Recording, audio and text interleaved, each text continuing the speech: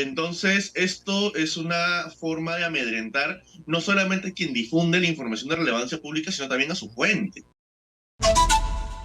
Entonces estamos en la comunicación en estos momentos con Renzo Chávez Lescano, el secretario general de la Asociación Nacional de Periodistas del Perú. ¿Por qué estamos en la comunicación con el colega Renzo Chávez? Porque resulta que el Congreso está resucitando proyectos de ley que buscan criminalizar el ejercicio del periodismo, promoviendo otra vez ley Mordaza, con informaciones que muchas veces se obtiene con fuentes del Ministerio Público. Difundimos noticias y nos quieren criminalizar. ¿Quién pierde? La población. Renzo Chávez, ¿qué tal? Buenos días. ¿Qué tal, Pedro? Muy buenos días. Qué gusto establecer contacto con Exitosa y con toda su audiencia a nivel nacional. Bueno, estamos hablando de dos iniciativas legislativas o dos proyectos de ley, mejor dicho, que han sido presentadas esta semana. Una por el congresista Segundo Montalvo, retomando la iniciativa que él mismo presentó el año pasado y que en junio último se logró el archivo, y otra del señor Segundo Quirós, que de alguna forma recoge dos fórmulas que ya el año pasado habían sido planteadas ante el Congreso también. Bueno, el caso de Segundo Quirós sí la retiró su proyecto, pero queda el congresista Montalvo.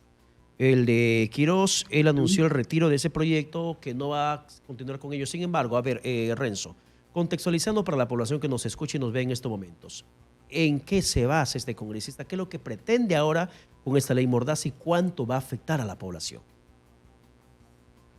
Bueno, Pedro, antes de, en respecto al tema del señor Quirós, ha anunciado el retiro, pero en la web y en el portal del Congreso No todavía figura. no figura nada. Es Ah, más, el día de ayer aparece como que ya fue ingresado a Comisión de Justicia y Derechos Humanos.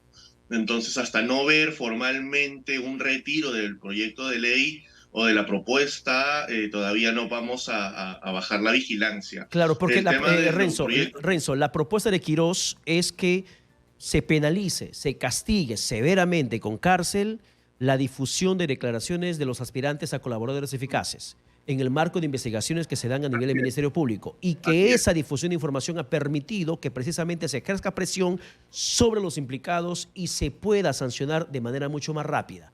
Pero eso no quieren los políticos. Esa iniciativa, supuestamente Quirós ha dicho, la voy a retirar, pero aún no lo hace. Efectivamente, todavía no la ha retirado, figura, como digo, figura que ya ingresó, que ya le asignaron la Comisión de Justicia y Derechos Humanos, que va a ser debatida en esta comisión. Todavía no la ha retirado, esperamos que concrete su palabra, sinceramente, porque ya digo, la iniciativa es terrible, o sea, los últimos alcances que hemos visto esta semana con respecto, por ejemplo, al caso de la que ha denominado la misma fiscalía, la fiscalía y su cúpula de Ah, poder, ha sido a partir ya no solamente de lo que fue en un primer momento chats. Aquí ya teníamos declaraciones, por ejemplo, de un así es, colaborador eficaz de alto nivel como como es el señor Villanueva. así es. Entonces, sí, y este proyecto no solamente es la penalización de la difusión, sino que, como digo, recoge dos. Recordemos que el año pasado tuvimos dos iniciativas en ese sentido. Uno que fue aprobado en comisión cuando era presidenta justamente de esta comisión, la señora Echaíz, que hablaba de la difusión de información de colaboradores eficaces, pero que meses después el Ejecutivo, cuando todavía el señor Castillo estaba a la cabeza con el señor Torres, plantearon una propuesta que penalizaba la filtración.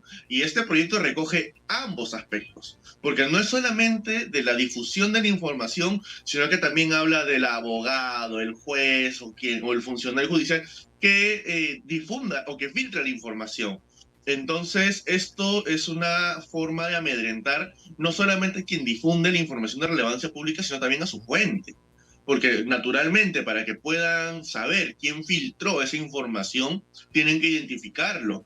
¿Y cómo van a identificar a esa persona? Preguntándole al periodista, pues, ¿Mm? diciéndole, dime quién te dio la información. Y la fuente es reservada en Así estos es. contextos, naturalmente, porque tiene un riesgo constante y por su seguridad va a querer trabajar bajo reserva. O sea, creo que es lo más normal y lo más profesional en estos casos, porque en realidad es lo que corresponde. O sea, tenemos que proteger a nuestras Exitosa. fuentes que dan la información de relevancia pública, como bien has dicho, porque la ciudadanía es la más interesada en saber lo que está sucediendo. Pero para muchos está el debate también. ¿Es correcto que la prensa difunda información que es confidencial, parte de una investigación reservada? veamos hasta qué nivel es reservada, ¿no? O sea, veamos hasta qué nivel efectivamente tiene este marco de confidencialidad y en segundo término, también veamos qué es lo que prima, ¿no? O sea, El interés tenemos público. bastante jurisprudencia a nivel nacional e internacional en la que se menciona que el interés público de la información debe ser el criterio que prime al momento de valorar la información que se difunda, ¿no? O sea, tenemos, por ejemplo, si hablamos de delitos contra el honor, para hablar también del tema del señor Montalvo, hay un acuerdo plenario de la Corte Suprema, hay también documentos emitidos a través de la CIDH y de otros organismos importantes que hablan justamente de que el interés público por el tema por el valor que tiene esta información y el valor que tiene el periodismo en los contextos democráticos, son los que van a hacer que prime que esta información sea conocida en el espacio público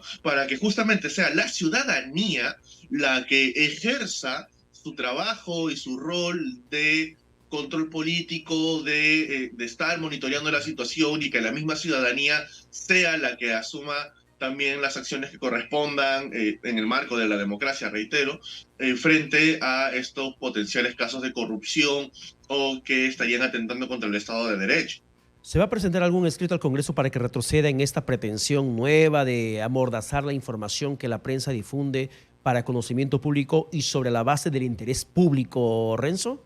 Exitosa. Naturalmente, las organizaciones que trabajamos en la defensa de la actividad periodística y de la libertad de prensa, ya inicialmente hemos emitido pronunciamientos, cada una desde sus espacios, y no se descarta la posibilidad de reactivar la articulación para que podamos lograr que frene esta iniciativa, ¿no? O sea, presentar una carta, una opinión o buscar acciones de incidencia pública que nos ayuden a visibilizar nuevamente la problemática de tener estas iniciativas en la discusión de un foro tan importante como es el Congreso, no está descartado. O sea, de hecho que no vamos a cesar en las acciones que sean necesarias para garantizar que el ejercicio periodístico se ejerza en el marco de la libertad que le corresponde.